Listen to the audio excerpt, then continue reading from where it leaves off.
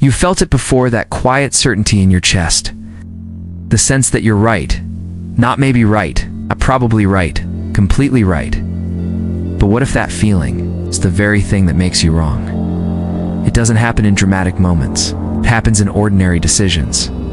You trust someone instantly. Reject an idea without thinking twice. You argue, convince the other person just doesn't get it. And in those moments, your confidence feels like truth, solid, unquestionable. But here's the uncomfortable part. That feeling of certainty isn't proof. It's a signal. And sometimes, it's a misleading one. Think about the last time you made a decision you later regretted. At the time, it didn't feel like a mistake. It felt right. You had reasons, logic, justification. It all made sense. So what changed? The truth is, nothing changed about the decision. What changed was your perspective. But if your thinking can feel so correct and still be wrong, then what exactly are you trusting? This is where things get strange, because your brain isn't designed to find truth. It's designed to feel certain. That's a dangerous difference. Your mind is constantly filtering reality, selecting information that supports what you already believe, while quietly ignoring what doesn't, not because you're careless, but because your brain is efficient. It prefers coherence over accuracy. It's this confirmation bias. But you don't experience it as bias. You experience it as clarity.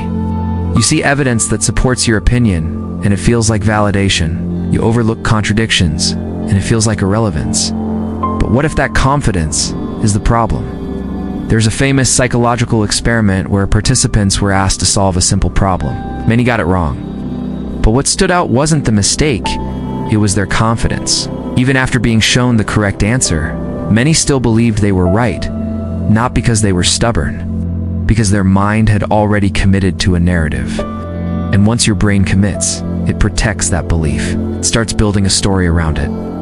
You don't just think something is right, you begin to defend it. And that's where overconfidence begins to take control. Overconfidence isn't loud. It doesn't feel like arrogance. It feels like certainty. It feels like, I've thought this through. But have you? Really? Or did your brain just arrive at a conclusion quickly? Because here's something most people never realize. You don't decide first and feel later, you feel first. And your mind creates reasons. That moment, right there, is where everything shifts. Because if your decisions are driven by feeling first, then your logic isn't leading your thinking. It's following it out. And that means your reasons might not be reasons at all. They might just be explanations. This is the hidden architecture of your thinking. Your brain operates on two systems. One is fast, automatic, emotional, it reacts instantly. The other is slow, deliberate, analytical. But here's the catch. The fast system makes the decision. The slow system just explains it. And because the explanation sounds logical, you trust it. But what if that logic is just a story your brain tells?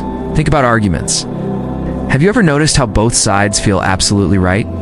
Both have reasons, both have evidence, both feel justified, but they can't both be right.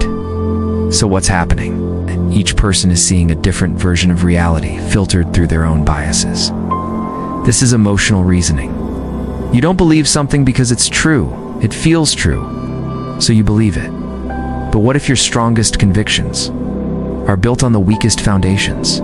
That's not a comfortable question, because it doesn't just challenge your ideas, it challenges your identity. Your beliefs aren't just thoughts, they're part of who you think you are. So when they're questioned, it feels personal, and that's why your brain resists change. It's not because you're unwilling to learn, but because change feels like losing something. Certainty, control, stability. But certainty is often an illusion, a convincing one. There's a historical example that reveals this perfectly. For centuries, people believed the sun revolved around the earth. It wasn't a guess, it was a certainty. It aligned with what they saw. And yet it was completely wrong. Not because they lacked intelligence, but because their perception of reality was limited, just like yours is. That's the illusion of certainty. You don't feel like you're inside a limited perspective. You feel like you're seeing clearly. But clarity isn't always accuracy.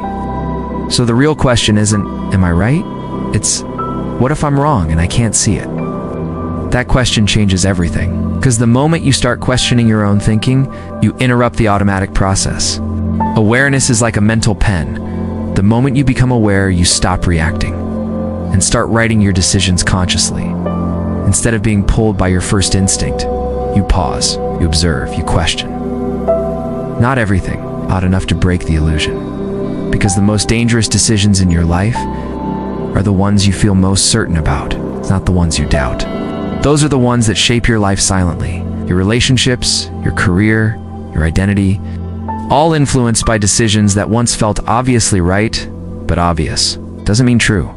So what do you do with this? You don't stop trusting yourself. You refine how you trust yourself. You learn to separate the feeling of being right from the process of actually being right. You start asking better questions. Why do I believe this? What am I ignoring? Would I think the same way if I had different experiences? And slowly, your thinking becomes less reactive, less automatic, more intentional. Because awareness doesn't make you perfect. It makes you conscious. So the next time you feel absolutely certain, pause for a moment, not to doubt yourself, but to understand yourself. Because the real danger isn't being wrong, it's being wrong and feeling completely right. Then how many of your current beliefs are actually just well-defended illusions?